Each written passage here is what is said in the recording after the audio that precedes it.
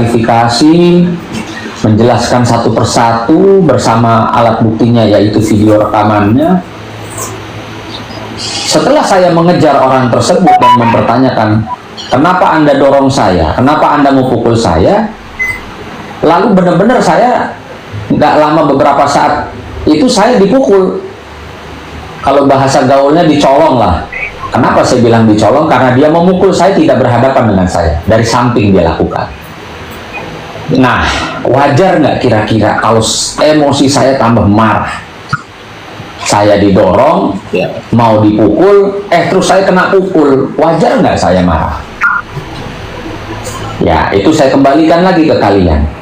Terserah kalau kalian punya mental banci, langsung nangis, langsung pulang. Tapi sayangnya mental tersebut tidak ada di seorang Sunan Kalijaga. Yang ada saya malah tambah marah, malah tambah melawan untuk membela diri. Nah, saat itu semua dilerai, bahkan si pelaku ditangkap, diamankan oleh si security gedung, ya, security gedung epicentrum, dibawa ke pinggir. Nah, disitulah saya datangi lagi si pelaku pemukulan.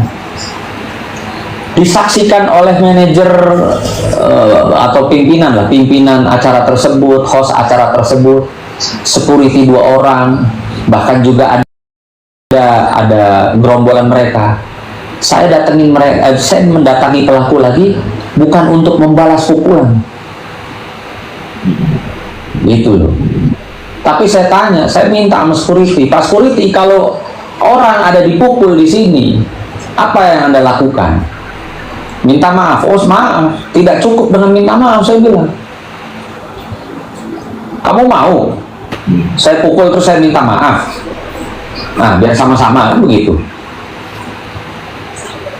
Nah, lalu pada saat orang tersebut diamankan oleh pihak security gedung, terlihat ada seseorang yang akhirnya kami ketahui dia adalah Dr. Andreas, yang dimana ternyata si pelaku pemukulan terhadap diri saya adalah pengacara dari Dr. Andreas.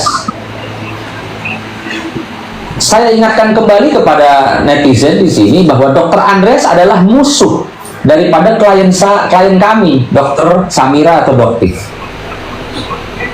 Itu. Nah, yang dimana pada saat itu juga si pelaku pemukulan atau pengacaranya Dr. Andreas yang melakukan pemukulan terhadap saya itu didatangi lalu dibisikin dari belakang sama si Dr. Andreas. Lalu dia mengeluarkan sesuatu benda dari kantongnya. Ada video rekamannya, terlihat jelas si pelaku pemukulan terhadap saya atau pengacaranya Dr. Andreas itu mengeluarkan sesuatu dari kantongnya, lalu menyerahkan barang tersebut kepada Dr. Andreas dan Dr. Andreas meninggalkan TKP. Pertanyaan saya, ada ketakutan apa Dr. Andreas sehingga pada saat orang atau pengacaranya diamankan oleh pihak security gedung, dia mendesak memaksa minta sebuah barang yang kami duga mungkin handphone, ya. Apakah di situ ada chattingan atau grup yang mungkin saja kami duga menyuruh sesuatu? Karena saya lihat aneh gitu, ya.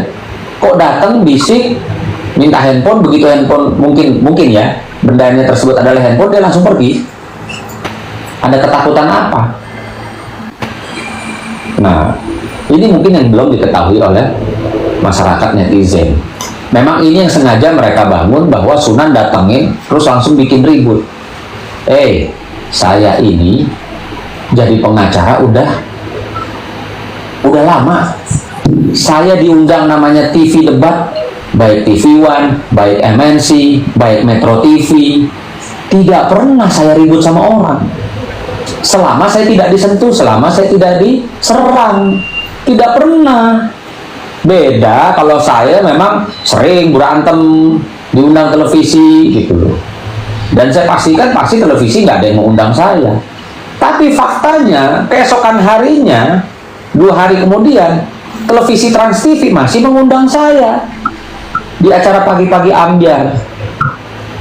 Kalau memang saya orang yang tukang bikin gaduh, tukang bikin rese, rusuh di stasiun televisi, nggak mungkin saya diundang lagi.